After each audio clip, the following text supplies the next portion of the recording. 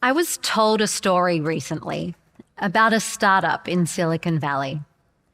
The founder had a singular vision. The office smelt like cold brew. There were colourful post-it notes everywhere. All of the staff were trained in a very specific creative problem-solving process. They executed it flawlessly. And the result was their unicorn, a billion-dollar idea that changed the world. Now, many of you might have an idea of the organization I'm talking about, or perhaps you've heard this story before.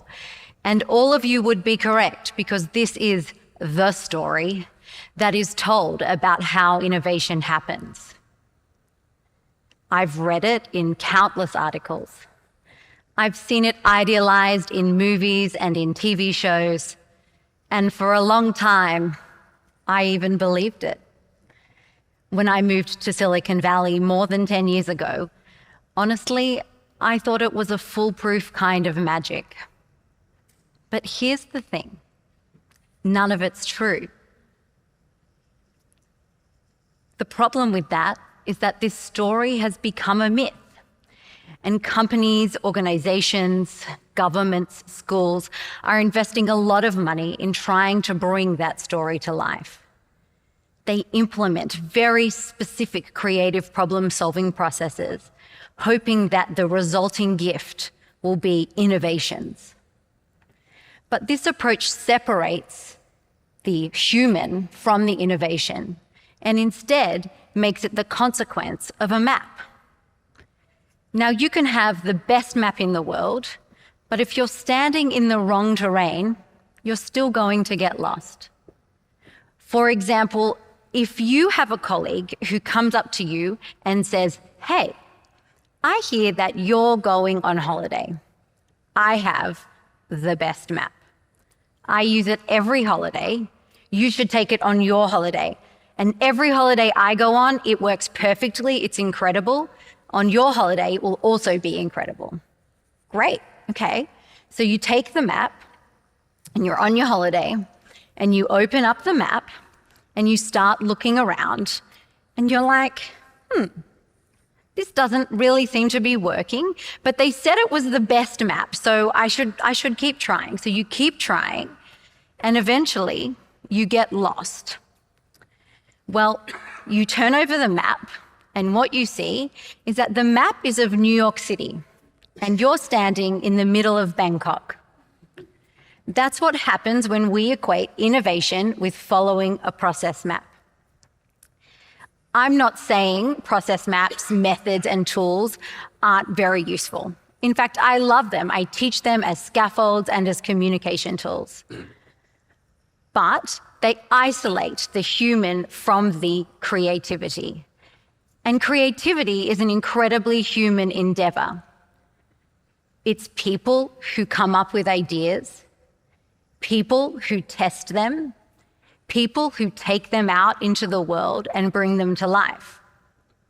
People have been solving problems creatively since the beginning of time. But there is one element that's rarely known and rarely discussed that really helps, and that is metacognition. Meta, meaning above or self-referential. Cognition, meaning the mental processes of how we think, feel, and act. Metacognition, then, is the quiet act of noticing your own thinking, emotions, and actions, and adjusting them as you need. I want you all to try this for me quickly. Take a moment to notice your own mind, your thoughts, your mood, your energy levels.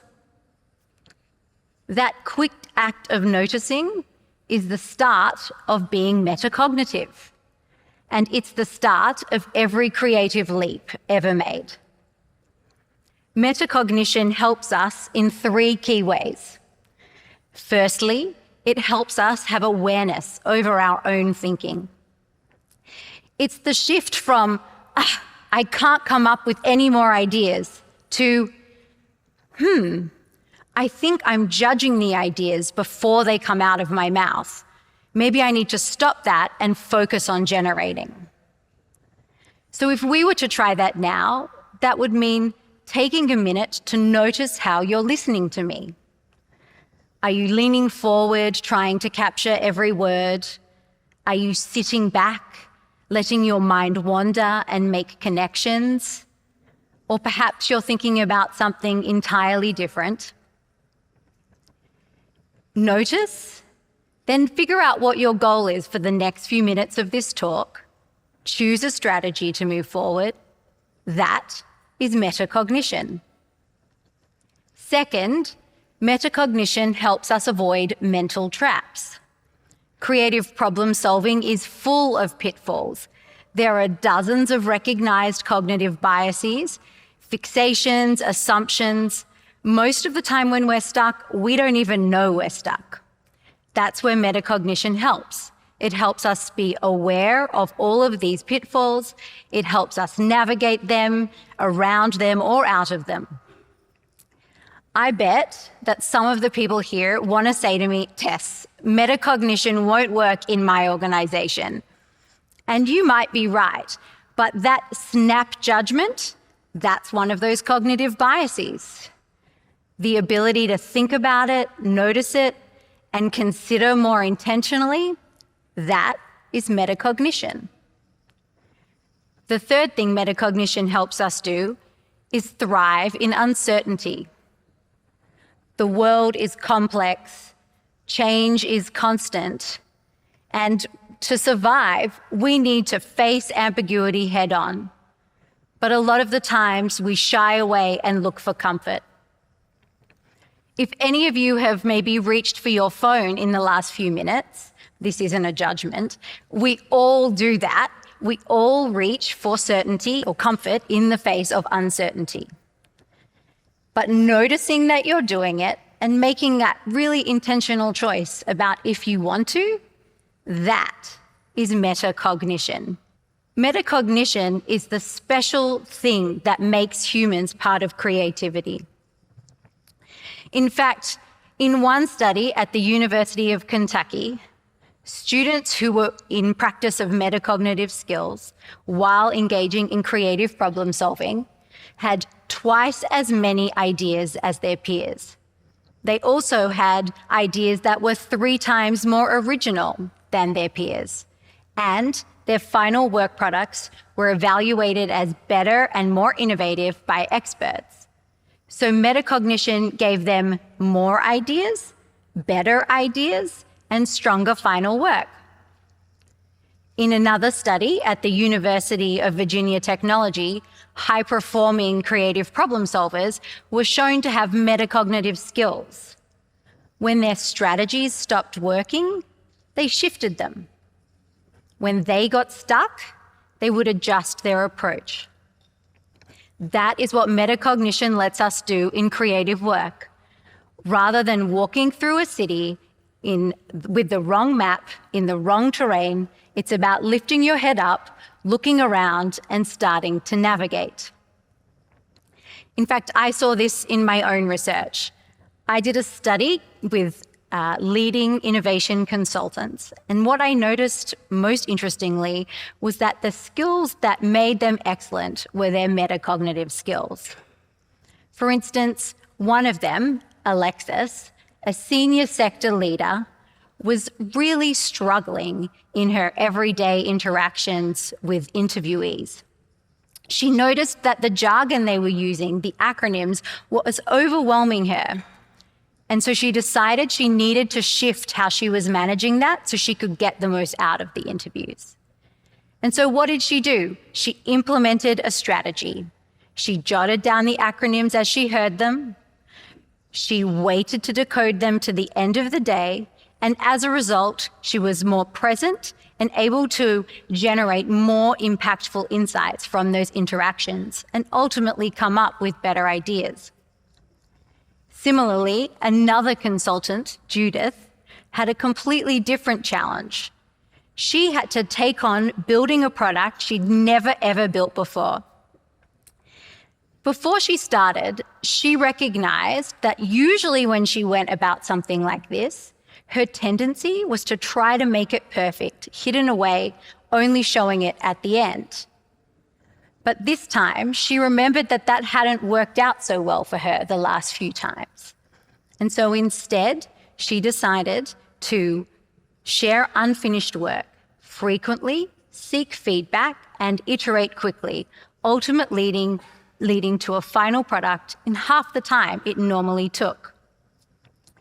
What was so interesting to me about both of these examples and several others in the study is that they weren't only metacognitive at the end, reflecting on the project once it was done, which is what we all might expect. But instead, they were metacognitive at the beginning or in the messy middle when it matters most and their decisions and actions can still change the outcome of the work. In fact, it really impacted me, and I changed how I teach my own students. For years, I've taught creative problem solving, and we always had a lovely final class filled with reflection.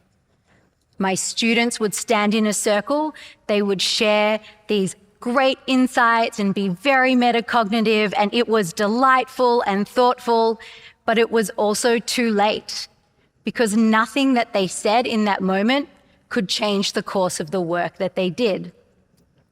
So I decided to incorporate metacognition into every single class along the way. My students stopped following maps. They started being agentive. They started making intentional choices. They started to become navigators, navigating to places that no process map could have predicted.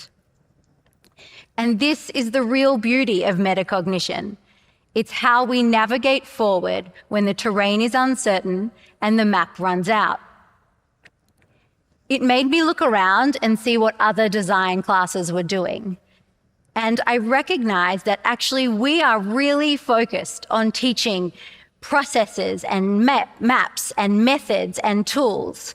And that's great, except we're not teaching anybody how to be a navigator. And that really matters right now, because we're living in an unprecedented pace of change. The world from yesterday isn't the world today, nor will it be the world tomorrow. So if you have the best map in the whole world, and even if you're standing in a city that actually matches the map that you have, if the map was written 2 years ago, or 2 months ago, or 2 weeks ago, the map is already out of date. That's the pace of change we're in.